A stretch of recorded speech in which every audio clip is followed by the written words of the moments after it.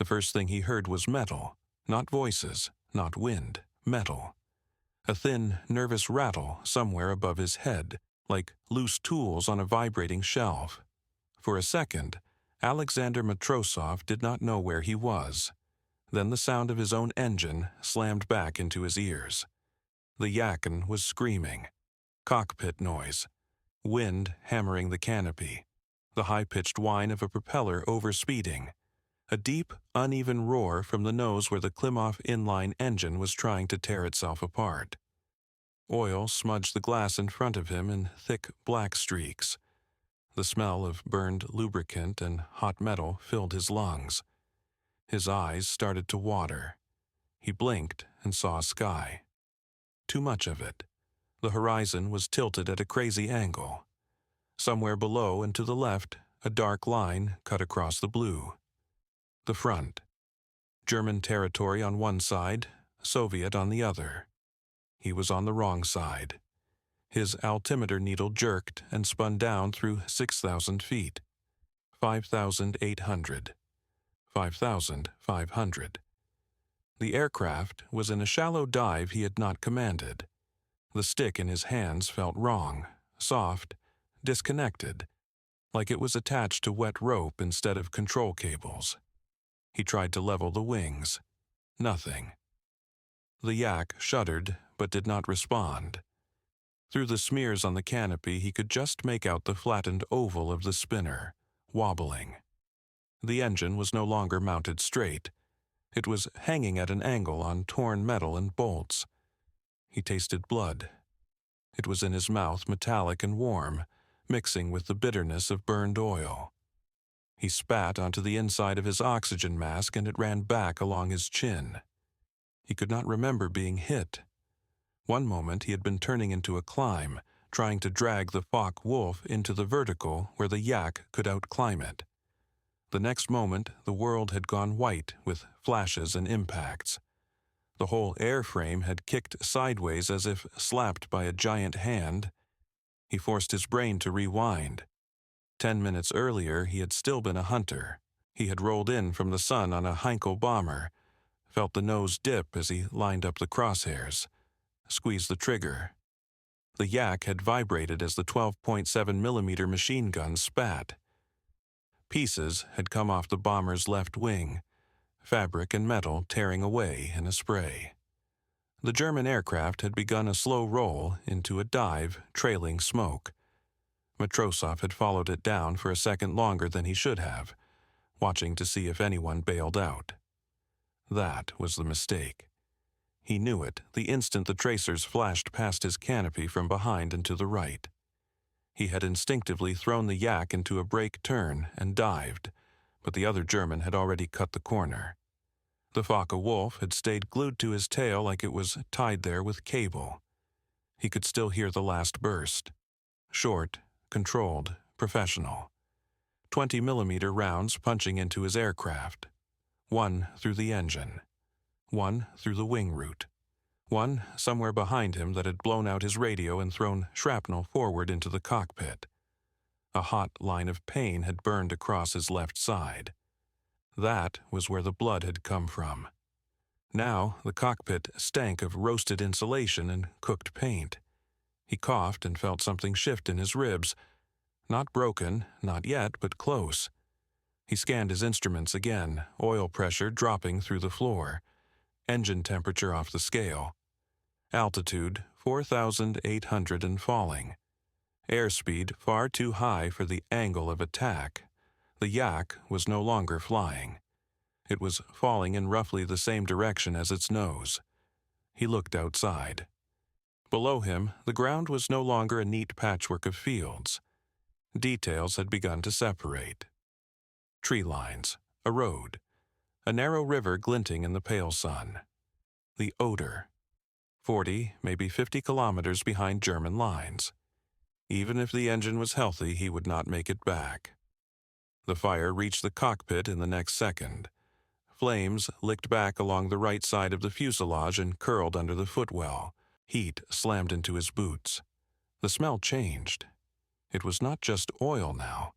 It was burning rubber and fabric. The tiny hairs on his hands curled under the gloves. He had been taught in training that you did not bail out over enemy territory unless you had no other choice. Soviet pilots who fell into German hands did not usually come home. That was not propaganda. Men from his regiment had vanished. The stories that filtered back from escaped prisoners were always the same. Beatings, interrogations, a shallow grave in a forest if you were lucky, a ditch if you were not. He felt the heat climb his legs and realized the decision had already been made for him. He reached up and grabbed the canopy release handle. His fingers slipped on the metal. It was slick with oil and his own blood. He wiped his hand once on his flight suit and yanked. The mechanism resisted for an instant. Then the frame jumped and slid back along its guides. A blast of freezing air hit him in the face, so cold it felt like ice water poured into his lungs. The roar of the slipstream exploded into the cockpit. Papers ripped free from their clips and vanished. Loose dust and fragments turned into a cloud of stinging grit. Somewhere under his boots, the engine coughed once, a long, shuddering death rattle, and then ceased. The propeller jerked to a stop and became a motionless disk. The silence after the engine died was worse than the noise. Only the wind remained, clawing at every surface. 3,000 feet. Matrosov unlatched his harness. He did it automatically, the way they had drilled it on the ground, but his hands were clumsy and slow. His vision narrowed to a tunnel. The edges of his sight darkened and pulsed with his heartbeat. He knew the signs. Blood loss, shock, no time to treat it. He grabbed the rim of the cockpit with both hands, braced his boots against the seat, and launched himself upward into the screaming wind. For an instant, he hung above the dead aircraft, weightless. The yak rolled away under him, one wing dropping, smoke still spilling from the shattered engine. He saw the burned paint bubbling on the cowling. He smelled his own airplane burning. Then gravity took him. Air slammed into his body and tore at his limbs. The harness straps bit into his shoulders as the parachute pack yanked against his back. The world spun. Sky, ground, green, brown, blue. He forced his hands to his chest, found the ripcord handle and pulled. The deployment punched the air out of his lungs. The shock felt like someone had kicked him between the shoulder blades with a boot made of iron. The lines snapped taut. The canopy cracked open above him with a hard fabric slap and bloomed into a dirty white circle. For exactly 3 seconds there was peace. The relative silence of a man hanging under silk in open air. The smell of burned oil fading, replaced by cold, clean winter air and the faint musk of canvas. He could hear his own breathing, ragged in the mask. He could hear his heart. Then the trees reached up and took all of that away. The forest under him had looked like a flat green carpet from the cockpit. From 100 meters up it became a field of spears. Spruce and pine, tall and thin, branches stiff and dense. He tried to angle the chute toward a narrow opening he could see between 2 taller trunks, but his body did not respond the way it should. The left side refused to cooperate. The pain in his ribs had become a hot spike with every breath. He had to settle for whatever waited under him. The first branch hit him across the back like a club. The second snapped under his weight and whipped into his face. Needles scraped his skin. Bark tore his gloves. The harness twisted him sideways and he slammed his hip into a thick limb, hard enough to send a white flash through his vision. Something heavy and solid came out of nowhere and struck his left thigh just above the knee. The sound it made was wrong, not the sharp crack of wood breaking. A wet, deep crunch that he felt in his teeth. The leg went numb from the point of impact down. A heartbeat later, the numbness exploded into savage, electric pain. He tried to grab for anything to slow himself down, but his hands clawed empty air. Smaller branches thrashed around him, slapping his face and helmet. Then the last of them gave way and he dropped the final 3 meters onto the forest floor. He landed on his left side. The leg collapsed under him. The broken bone shifted. The pain was so bright and overwhelming that his brain simply shut it off. The world snapped to black. He came back with a gasp, cold. That was the first clear sensation. His cheek lay against frozen earth. The ground smelled of damp soil, rot, and old leaves crushed into the top layer of dirt. Something sharp dug into his ribs under him, a pine cone or a stone. His fingers were buried in dead needles. They were stiff, unresponsive, like he was wearing someone else's hands. He rolled his head a little, and regret hit him like a hammer. The tentative movement pulled on his leg and pain rushed in. Not the sharp flash from before. This was a deep, grinding fire, starting in his thigh and radiating outward. He forced himself to look. The flight suit on his left leg was torn from hip to boot. The fabric was wet and dark. The leg itself was wrong. The knee pointed outward at a grotesque angle. The thigh bulged where it should have been straight. Under the torn cloth he could see bone for an instant. White against the meat, then blurred again as more blood welled up and spilled over it. The sight made his stomach heave. Bile stung the back of his throat. He swallowed it down. No time to be sick. No one was coming for him, not his people. Not here. He dragged his gloved hand to the wound and pressed just above the worst of it. The flesh moved under his fingers in ways it should not move. The bone ends ground together. The sound was soft, but he heard it clearly in the quiet, a wet, gritty crunch. His vision swam. He pulled his hand back. His glove was slick, dark red to the wrist. Femur, he thought, big bone, big artery.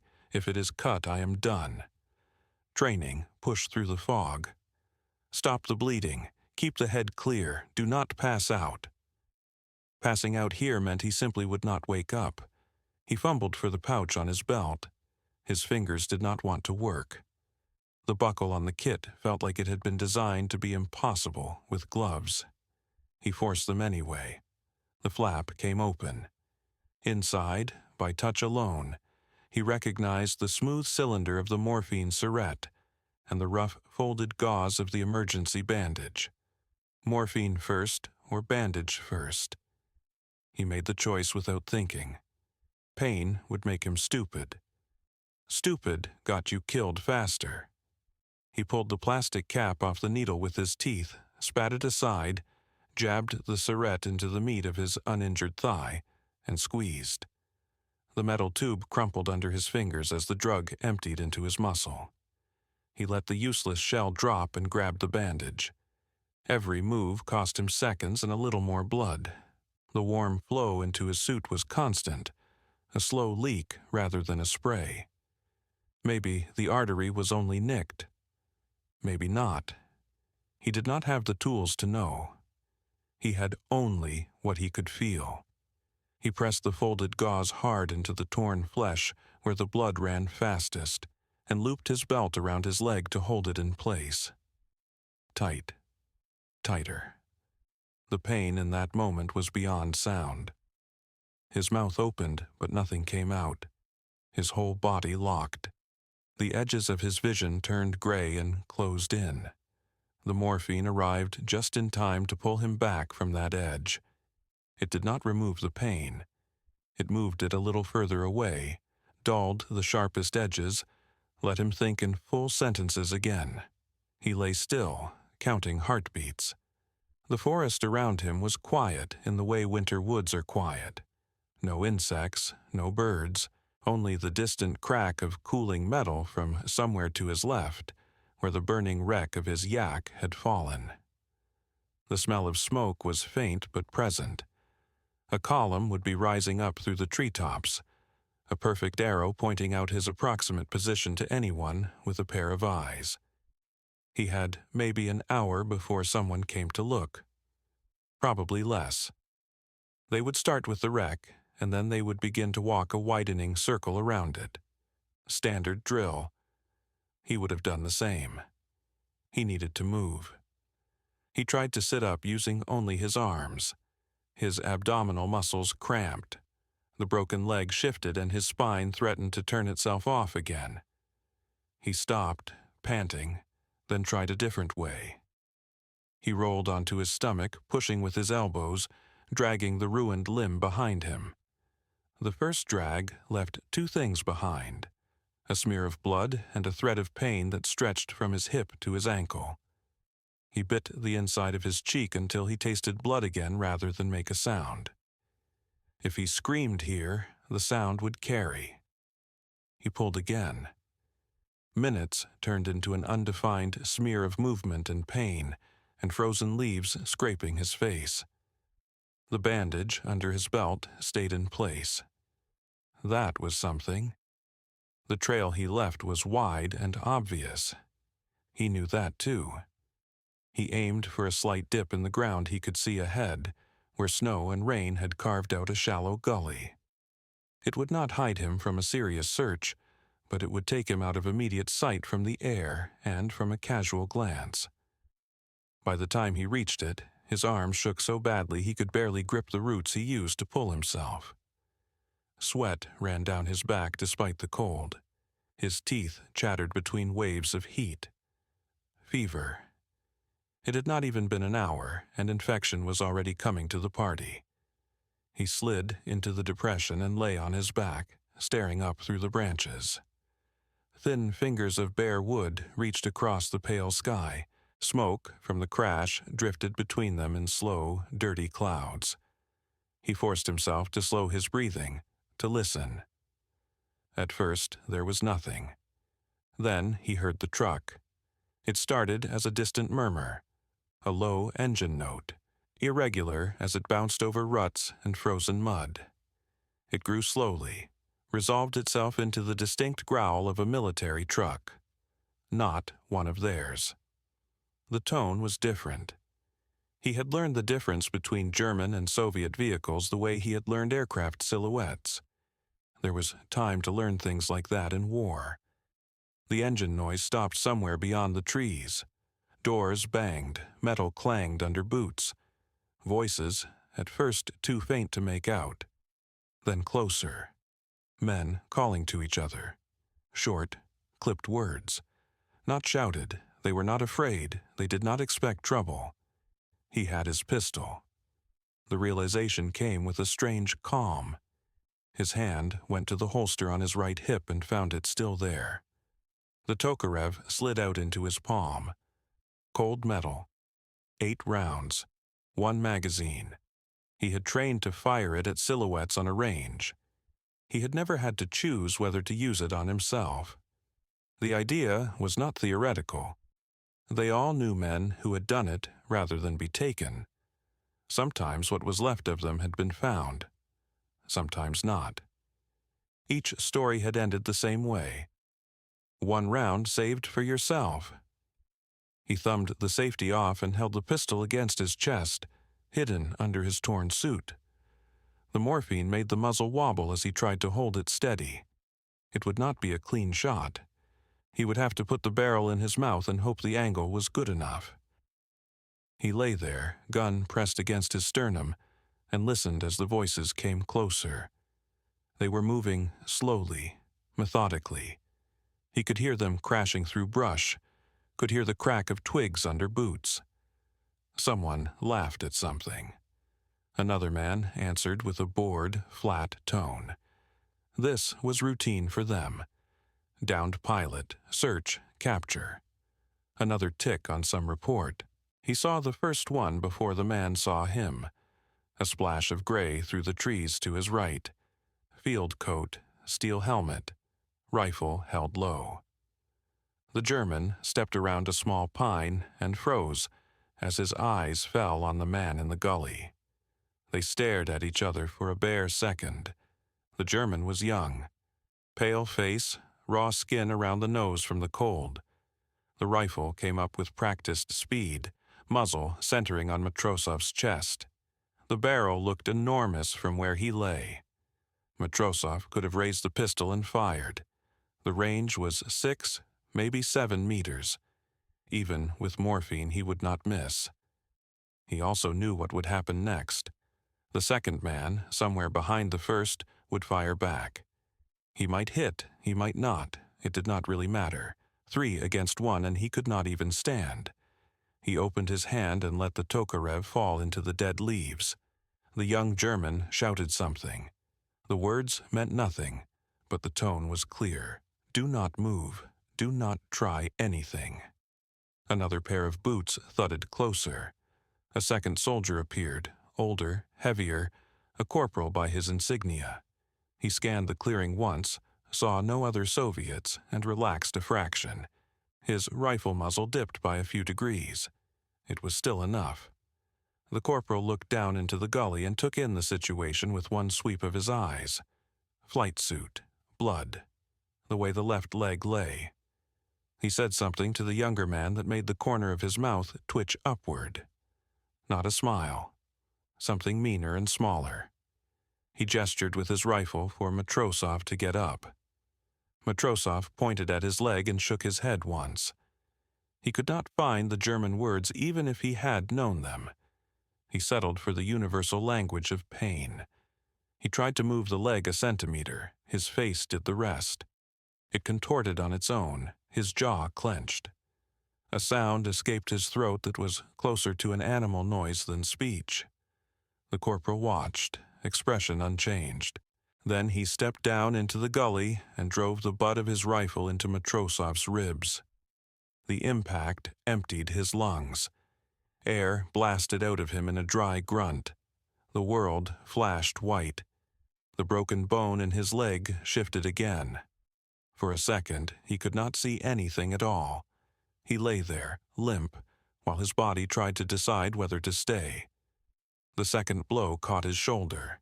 Nerve fire shot down his arm. His hand went numb. Something cracked in his chest, this time for real. The corporal raised the rifle for a third strike, and a third voice cut through the trees. Short, sharp, command. The older soldier paused, looked up, and answered with a quick, lazy word.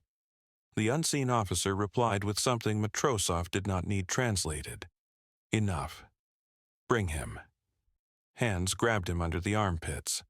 The young soldier on one side, the older on the other. They hauled him up. The broken leg dangled. The weight of his own body dragged it down. The pain was instant and total. His vision went gray at the edges and closed in like someone was turning down a lamp. He did not remember the start of the journey out of the trees.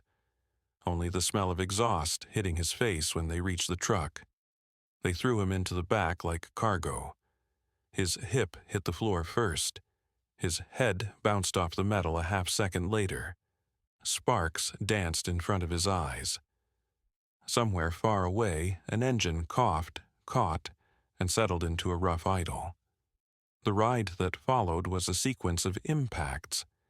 Each bump in the rutted road was a punch to his leg, a twist in his ribs, a fresh jolt to his skull. The morphine dulled the sharpest edges but could not erase the fact that his body was being shaken apart. Time smeared. He could have been in that truck for 10 minutes or an hour. His brain refused to record the details. When the motion finally stopped and the tailgate crashed open, freezing air rushed in again. Hands pulled him toward the light. He slid until his back hit the edge of the bed, and then gravity did the rest. He dropped onto packed dirt. The impact stole whatever breath he had managed to claw back. He lay with his face in the grit, tasting dust and gasoline. Voices again, different now, less casual, a little more formal, boots on stone. Somewhere a dog barked once and was silenced with a barked order. He forced one eye open. A fence loomed in front of him. Wood posts, multiple strands of barbed wire.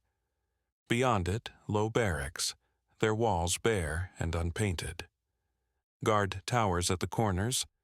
Men with rifles outlined against the sky. A sign over the gate with black letters he could not read. He did not need the language to understand the place. They dragged him through. Inside, the smell changed. Outside had been smoke and forest and fuel. Inside the wire it became something else. Old sweat, disinfectant. Latrines that had frozen but not stopped smelling. Under it all, the sour tang of sickness. They took him into a building near the center of the camp. The door slammed behind them with an authority that said it stayed shut unless someone important wanted it open. The transition from gray daylight to the dim interior made his eyes ache. The room was long and narrow. Wooden benches ran along both walls. Men lay on them or sat hunched with blankets around their shoulders. Some wore tattered uniforms with remnants of rank insignia. Some had no insignia at all. The air was warm compared to outside, but stale. A single kerosene lamp hung from a beam in the ceiling, its small flame throwing jumpy shadows. At the far end of the room, a man in a white coat stood hunched over another prisoner. His hands moved with automatic precision. Bandage here, check there. He did not look up when the guards dumped Matrosov on the nearest empty bench. The corporal said something in a flat, bored tone and left. The door closed again. The sound of the lock sliding home was quiet but absolute. Matrosov stared at the ceiling. The wood above was stained dark in places where leaks had seeped through and dried. His leg throbbed in time with his heartbeat. The morphine was fading. The fever was climbing. He could feel heat in his face and a strange chill in his hands. That was not the air. That was his body failing to keep the temperature where it belonged. The man in the white coat finished wrapping the last bandage on his current patient, said nothing, and moved down the row. He glanced at wounds, made mental notes, ignored questions. When he reached Matrosov, he stopped. For a second, he only looked. At the torn flight suit, at the angle of the leg, at the makeshift belt tourniquet already soaked with blood that could not decide whether to clot or not. Then his gaze went to Matrosov's face. His eyes were pale, not ice-cold, just tired, exhausted in a way that went deeper than the skin. He did not speak. He pressed 2 fingers lightly against Matrosov's neck, counted a pulse, watched his breathing. He put a hand, quick and firm, on the shattered thigh, feeling through the cloth. Matrosov could not help it. His back arched, and a hoarse sound tore itself out of his throat. The doctor's jaw tightened at that sound, just for a heartbeat, the flicker of something that did not match the rest of his expression. Then it was gone. He straightened up, wiped his hands on his already stained coat, and walked away. Matrosov watched him go, feeling the anger rise through the fog. Not even a word, not even a gesture. Just a professional cataloging of a body already written off. Time blurred again. At some point, an orderly came with a clipboard, asked questions in broken Russian. Name, rank, unit, date of birth. Matrosov gave him the minimum and nothing more. The man shrugged, scratched a few notes, and left. No one cleaned the wound. No one reset the bone. No one brought water. By the time the lamp had burned low, the pain in his leg had turned into something else. Not a sharp edge now, a heavy, spreading weight digging its claws into bone and muscle. His skin felt tight. Every touch on his thigh sent a thick, sluggish pulse through the entire limb. His thoughts slowed. The door opened once more. It was not a guard this time. The man in the white coat slipped in alone. Without the guards flanking him, he somehow looked thinner. The lamplight picked out the lines at the corners of his mouth, carved there by years of clenching his jaw. He closed the door quietly behind him and waited. No footsteps in the hall, no shouted questions. Satisfied, he crossed the room to Matrosov's bench. Up close, in the half-dark, he did not look like the caricature of a camp butcher. No icy smile, no theatrical cruelty. Just a man who had not slept enough nights in a row, carrying a canvas bag that clinked faintly when he set it on the floor. He spoke. The words were heavily accented but clear. He said, "In Russian, you will not live until morning." There was no drama in his voice, no threat, only a flat statement of fact from someone who had said similar things too many times. Matrosov swallowed. His tongue felt like dry cloth. It took effort to shape the words. "Then why are you here?" The doctor held his gaze for a moment that stretched long. The silence in the room thickened. On the other benches, men shifted in uneasy sleep. "Because," the doctor said, "I am still a doctor." He knelt, opened the canvas bag, and began to lay out what he had brought. A bottle of clear liquid that smelled like industrial alcohol, strips of clean cloth, a roll of thin wire, 2 metal clamps, a scalpel so sharp its edge almost disappeared when it turned in the light. He picked up a piece of leather, a stripped boot tongue gone smooth with age and teeth marks. He held it out. "Bite this," he said, "hard. Do not spit it out." He looked at the door once more, then back at the ruined leg. The last thought that went through Matrosov's mind before the blade touched his flesh was not about the front, or the yak, or even his own life. It was a sharp, cold question. Why is this German willing to die for a Soviet he has never met? Then the scalpel went in and the question vanished under the white noise of pain. The leather tasted like someone else's fear. It was in Matrosov's mouth before his brain caught up. The doctor had shoved it between his teeth with the same efficiency he used to arrange his instruments. No ceremony, no warning beyond the 3 words he had already spoken. The leather was thick, worn smooth in the center where other men had bitten down. The surface carried the ghost of old sweat and something metallic that might have been blood. Matrosov bit. The scalpel touched his thigh, and every muscle in his body locked. It was not a cut.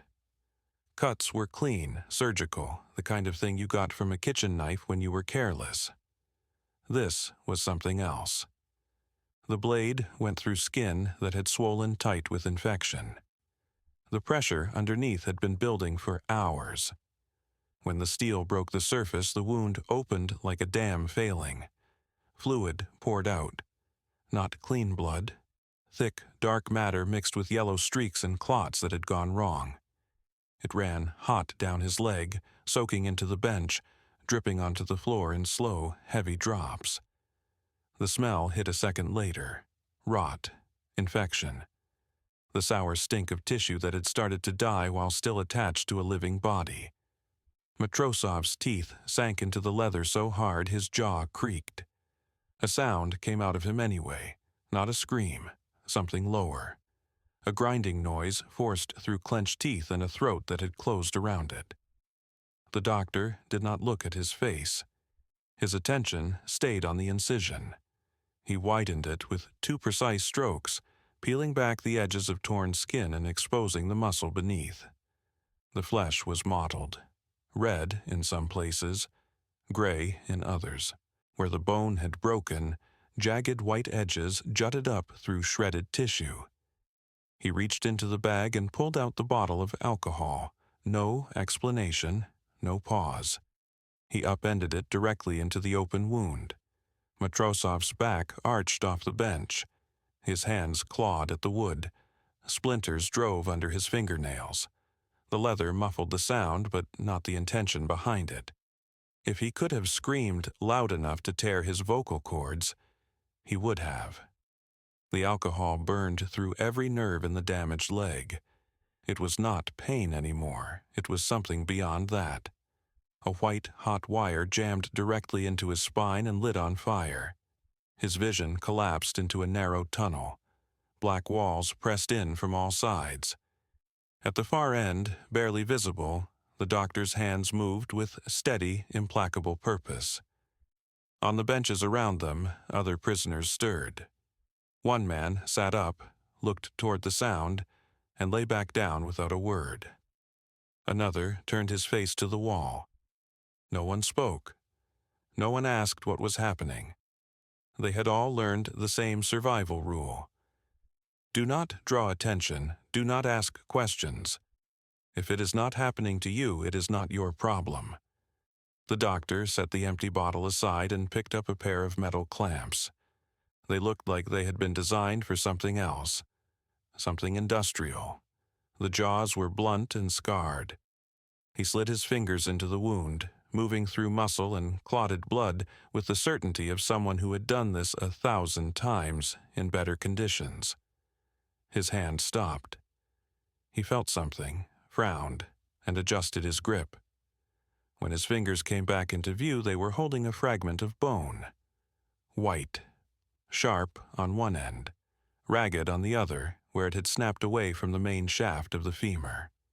He dropped it onto the bench beside Matrosov's head, where it landed with a soft click. Matrosov turned his eyes toward it without moving his head. The fragment was perhaps 3 centimeters long. One edge was clean. The other looked like it had been chewed. That piece had been grinding against the inside of his thigh for hours, tearing through muscle with every movement. The doctor went back in. His hands disappeared into the wound up to the second knuckle. He was not being gentle. There was no time for gentle. Infection had already set in. Every minute the wound stayed open was another minute for bacteria to spread deeper into the tissue. He found a second fragment, smaller. He extracted it with the clamps and set it beside the first. Then a third. This one came out in 2 pieces, crumbling as the metal jaws closed around it. Matrosov could feel every movement. The morphine had done nothing for this. The drug had pushed the dull background pain to a manageable distance, but this was immediate trauma happening in real time. His body registered each probe, each tug, each scrape of metal on bone as a separate emergency. Sweat ran down his face. Not the cold sweat of shock. This was hot, feverish, pouring from his skin faster than the freezing air could evaporate it. It soaked his collar. It stung his eyes. He could taste salt mixing with the leather and the copper tang of blood he had bitten from his own cheek. The doctor pulled his hands free and wiped them on a strip of cloth. The cloth came away dark red. He tossed it aside and reached for a new tool. This one looked like a pair of pliers with a hinge that allowed the jaws to lock in place. He positioned the tool on either side of the main break in the femur. The bone ends were no longer aligned. The impact had driven them past each other, overlapping in a way that would never heal without intervention.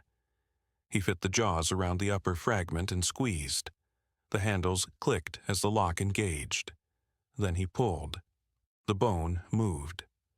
Matrosov felt it shift inside his leg, felt the grinding drag of calcified tissue scraping over torn muscle. His entire body went rigid. Every tendon stood out like cable. His heels drummed against the bench. The leather in his mouth compressed so hard it started to tear. The doctor held the position for 3 seconds. 4. 5. His face remained expressionless, but a thin line of sweat had appeared on his temple. Resetting a femur without traction was not a one-person job. It required force. It required leverage. It required the patient to be unconscious or restrained by multiple hands. He had none of those advantages. On the 6th second, something inside the leg gave way with a wet, muffled pop.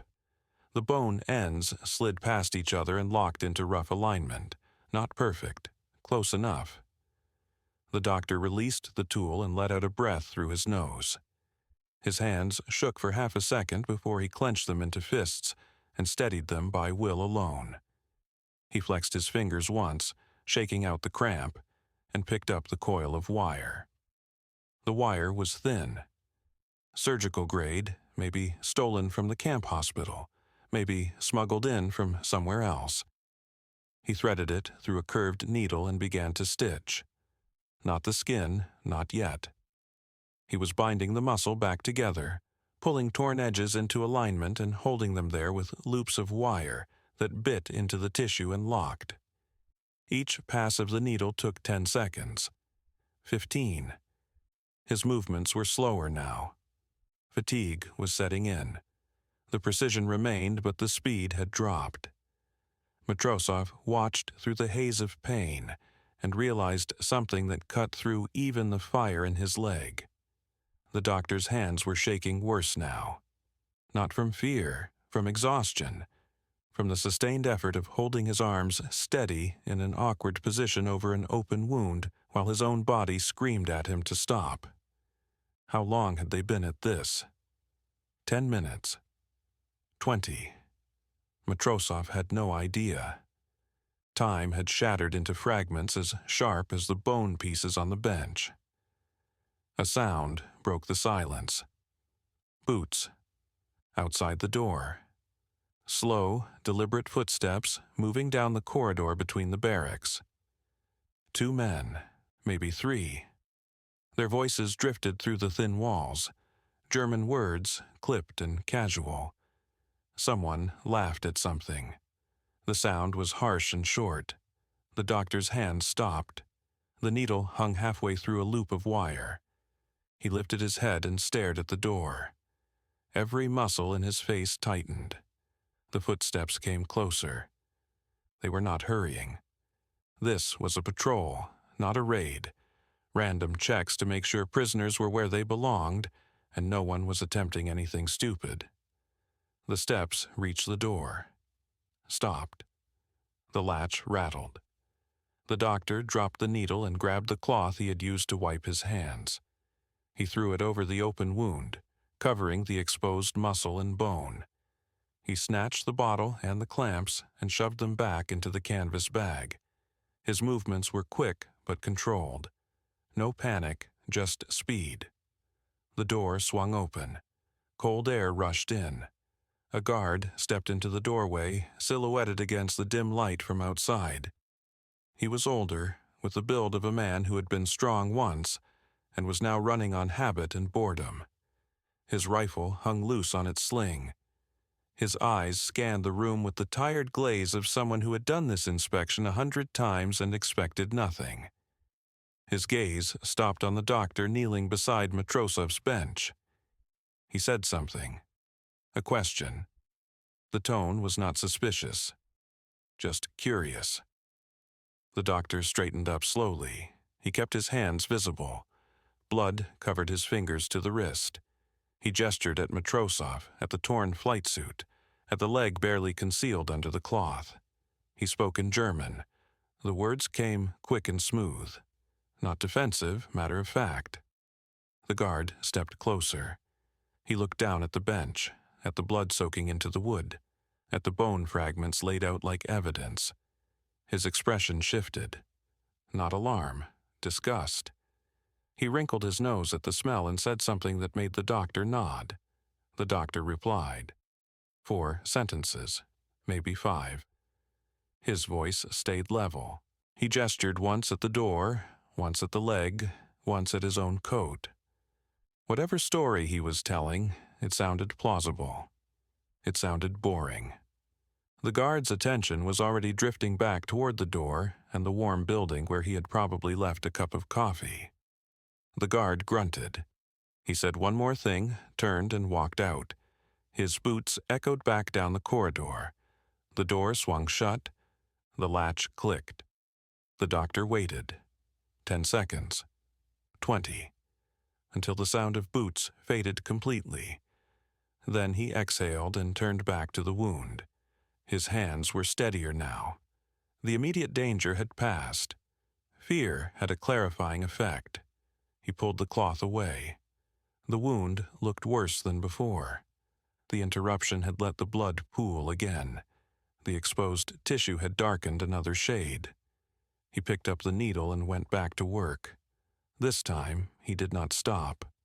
Loop after loop of wire pulled the muscle closed. When he ran out of wire, he tied it off and threaded a new length. The process took on a rhythm. Pierce, pull, loop, tie, pierce, pull, loop, tie.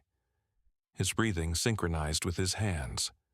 Matrosov floated somewhere above the pain, not unconscious, not awake. a gray space in between where time behaved strangely, and his body felt like it belonged to someone else. He could still feel the needle going in, but the signal had been downgraded from emergency to background noise. His brain had decided that if it could not stop the damage, it would simply stop listening.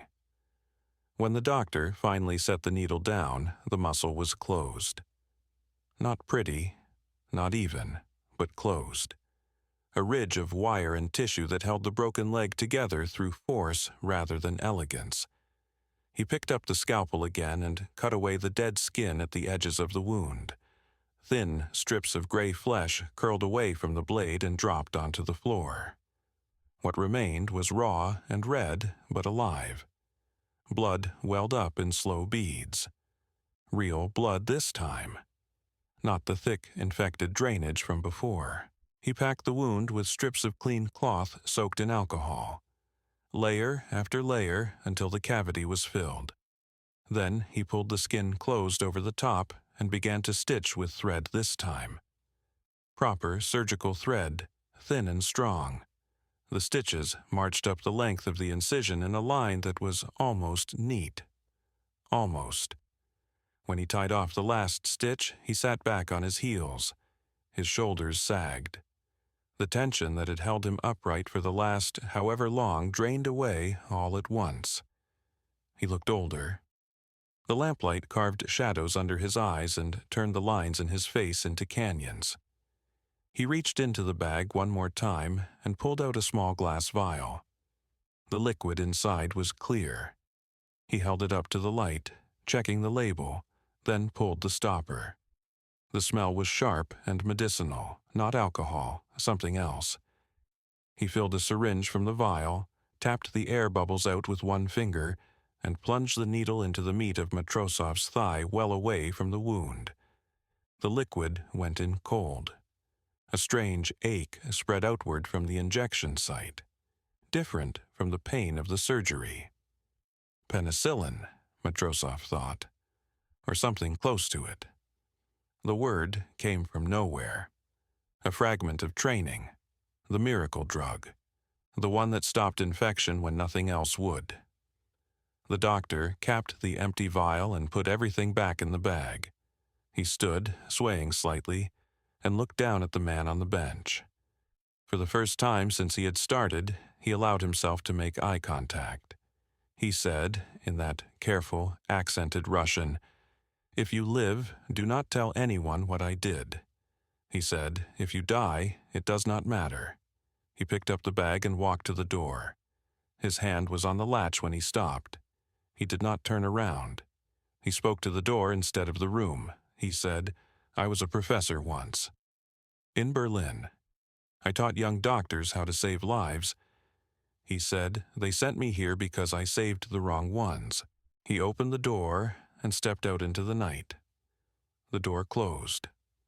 The lock slid home. He was gone. Matrosov lay on the bench, staring at the ceiling, feeling the fire in his legs slowly transform into something duller and deeper. The pain was still there. It would be there for days, maybe weeks. But the sharp edge had been blunted. The thing inside him that had been screaming that he was dying had gone quiet.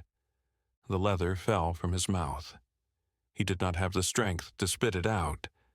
It just slid free and dropped onto his chest. His jaw ached. His teeth felt loose. The inside of his cheek was torn where he had bitten through his own flesh. He could taste blood and leather and infection and antiseptic all mixed together into something that had no name. Somewhere on another bench, a man coughed. Once, twice, a wet, rattling sound, then silence. The lamp burned low. The shadows grew longer. Matrosov closed his eyes and let the darkness take him, not into death but into something that might, with luck and stolen medicine and the hands of an enemy-turned traitor, become sleep. Morning came with the smell of rot. Matrosov woke to it already in his mouth. Sweet and thick, like fruit left too long in the sun. For a second he thought it was something outside him, something dead in the walls or under the floor. Then he looked at his leg and understood. The bandage had changed color overnight. What had been white cloth soaked with blood was now stained yellow-green in irregular patches that spread outward from the stitches. The skin around the wound had darkened, not bruised, something worse. A mottled gray that crept up his thigh in thin fingers. He knew what it meant. Every soldier knew. Gangrene. The word itself sounded like what it was. Something that ate you while you were still alive. He tried to move the leg and immediately regretted it. The pain that shot through him was different from yesterday, deeper, duller, a grinding pressure that started at the break and radiated through his hip into his lower back. His body was telling him something was fundamentally wrong and getting worse. The fever was back too. He could feel it in the way his skin felt tight across his face, in the way his vision shimmered at the edges, in the way cold and hot became the same sensation, both unbearable. The door opened. A guard came through with a clipboard. Young. Efficient. He walked down the row of benches making marks with a pencil. When he reached Matrosov, he stopped, looked down, wrinkled his nose, made a mark, and moved on without a word. Matrosov had seen enough casualty assessments to know what that mark meant. Expected to die within 24 hours. No treatment authorized. Let nature finish the job. He closed his eyes and tried to calculate how much time he had. The infection was in the deep tissue now. Soon it would reach the bloodstream. Once that happened, his organs would start shutting down one by one. Kidney first, then liver, then heart. He had maybe 12 hours, maybe less. The sun climbed higher. Light came through the cracks in the walls in thin bars that moved across the floor as the day aged. An orderly brought water, 1 ladle per man. When he reached Matrosov, he hesitated, shrugged, gave him the water anyway. Even the condemned got one last drink. Matrosov drank and tasted rust and minerals, and his own fever sweat. His body was burning through fluid faster than he could replace it. Dehydration would finish him before the infection did. By midday, the fever had climbed high enough that the room began to lose its edges. Sounds became muffled. The other prisoners faded into gray shapes. He drifted in and out of awareness, unable to tell what was real and what his brain was inventing to fill the gaps. A hand touched his shoulder. The doctor stood over him. He looked worse than before. The skin under his eyes had gone dark and loose. His hands trembled until he forced them still. He pulled back the bandage and stared at the wound without speaking. When he finally looked up, his face was blank. He said in that careful Russian, "The infection is spreading faster than the penicillin can stop it." He said, "I have 1 more dose. I stole it from the commandant's personal medical supplies." He said, "If I use it on you, 3 German soldiers in the hospital will die from infections I could have treated with that medicine." He stopped. His eyes locked onto Matrosov's face. He said, "Tell me why I should waste it on a Soviet pilot who has killed more of my countrymen than those 3 soldiers combined."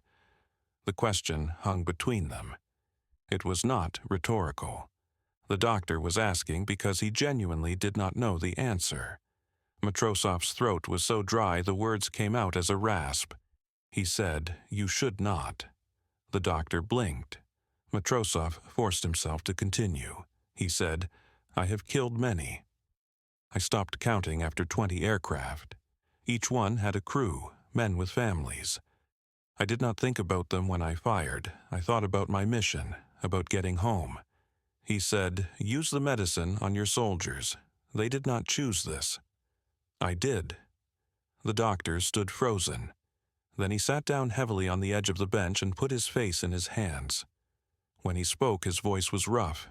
He said, "My son was a pilot. Luftwaffe. He flew a Messerschmitt 109 on the Eastern Front. He said, I received the telegram in January. Shot down over Kursk. No body recovered. He said, when I saw your aircraft yesterday, when they told me it was a Yak-9, I went to look at the wreckage. For 1 second I thought it was him.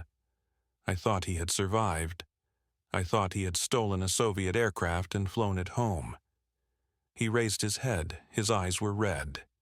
He said, "You are not my son. You probably killed men exactly like my son.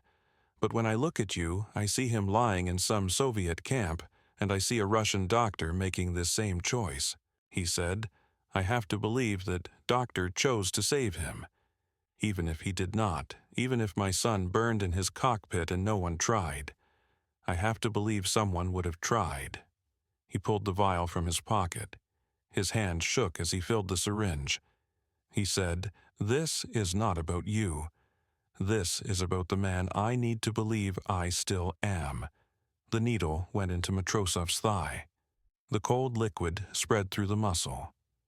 The doctor emptied the syringe and pulled it out. The door slammed open. 3 men entered, 2 guards with rifles. Between them, an SS officer in an immaculate uniform, death's head insignia on his collar.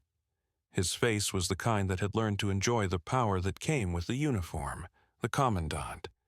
Every prisoner in the room went absolutely still. The commandant's eyes swept the room and stopped on the doctor, on the empty syringe in his hand, on the fresh bandage on Matrosov's leg. He spoke. Sharp. Cold. The doctor stood slowly. He answered in German. His voice was steady, but Matrosov could see the tension in his shoulders. The commandant took 3 steps forward. He looked down at Matrosov, at the Soviet insignia on the torn flight suit. Something in his posture changed. The casual authority hardened into something else. He spoke again, longer this time. The tone had an edge like a blade being drawn. The doctor replied. He gestured at the wound, at the bandages. He was explaining, justifying. The commandant cut him off with a raised hand. He turned to one of the guards and gave an order. The guard unslung his rifle and pointed it at the back of the doctor's head. The doctor went rigid. He did not turn around, did not move. He stood with his hands at his sides and stared straight ahead at nothing. Matrosov's hand moved. His fingers found one of the bone fragments still lying on the bench beside him, sharp on one end. He closed his fist around it hard enough to feel the edge bite into his palm. The guard took a step closer. The rifle muzzle was less than a meter from the doctor's skull. Matrosov pushed himself up on one elbow. Every nerve in his leg screamed. He ignored it. He looked at the commandant and spoke in Russian, clear and slow. He said, "This man is a doctor. He was doing his job." The commandant turned his head. No comprehension, only cold assessment.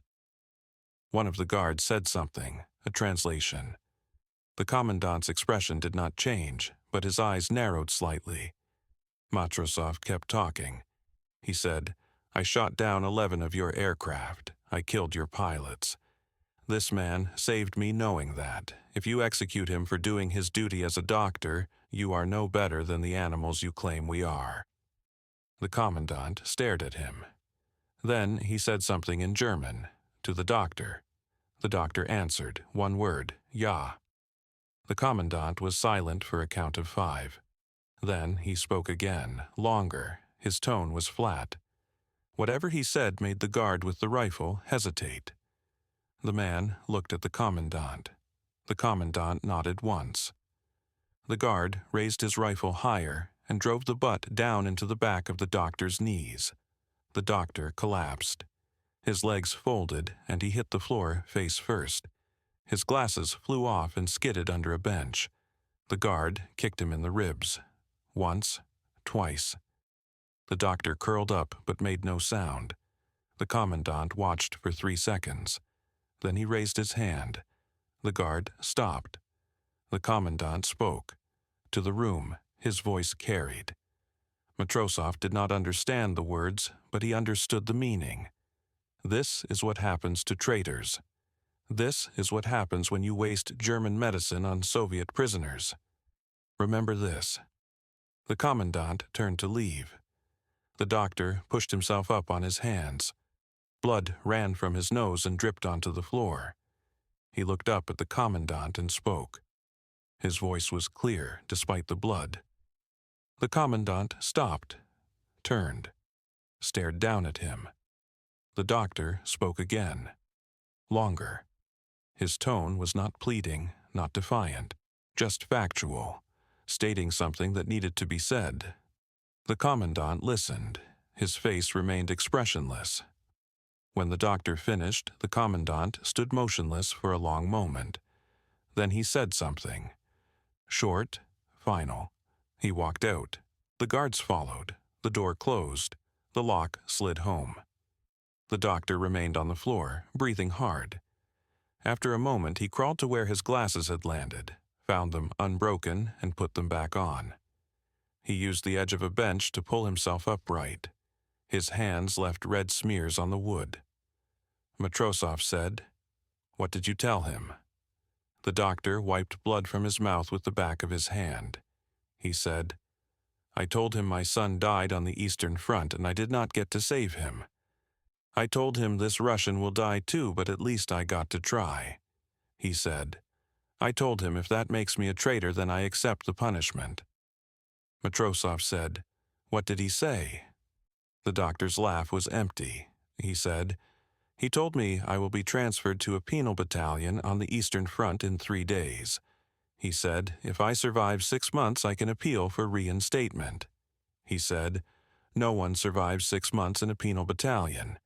He sat down on a bench and stared at his blood-stained hands. He said, "I have been trying to get sent to the front for 2 years. I wanted to die where my son died. I thought I would have to sabotage something, refuse an order. All I had to do was save one Russian." The hours blurred together after that. The penicillin worked slowly. The fever that had made Matrosov's skin feel like it was on fire began to ease. Not quickly, not dramatically. But by evening he could sit up without his vision going dark. By the next morning he could drink water without vomiting. The infection in his leg began to retreat. The gray-green color around the wound faded back toward pink. The smell lessened. The deep, grinding pain remained, but the sharp edge of it dulled. The doctor came twice more over the next 3 days. He changed the bandage, checked for fresh infection, said little. His face was bruised. He moved carefully, favoring his ribs. On the 3rd visit, he examined the wound and nodded. He said, "You will live. You will not walk correctly. The bone did not set perfectly. But you will walk," he said. "I leave tomorrow at dawn." Matrosov had been practicing standing, using the wall for support. The first time he put weight on the leg, it buckled. The second time, he lasted 5 seconds. Now he could stand for almost a minute.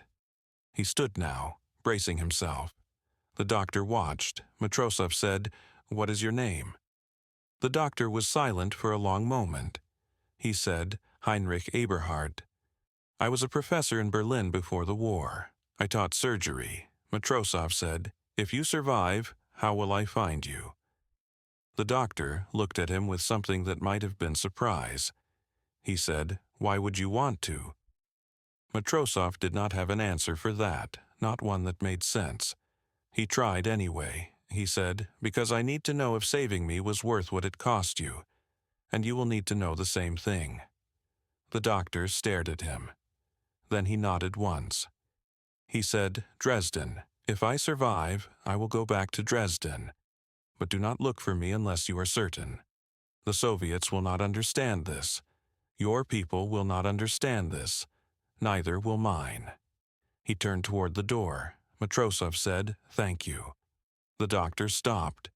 He did not turn around. He said, "Do not thank me, just live. That is the only thing that makes this worth it." He opened the door and walked out into the pale morning light. Matrosov never saw him again. 28 years later. East Berlin, October 1973. Alexander Matrosov stood in front of a modest house on a quiet street. His hand was on a cane. His left leg ached in the cold. It always did. The bone had healed crooked, and every winter reminded him of it. He had been searching for 3 years.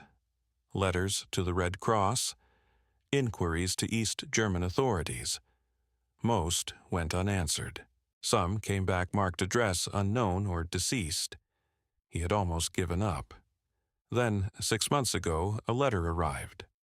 Heinrich Eberhardt, general practitioner, Dresden. The door opened before he could knock.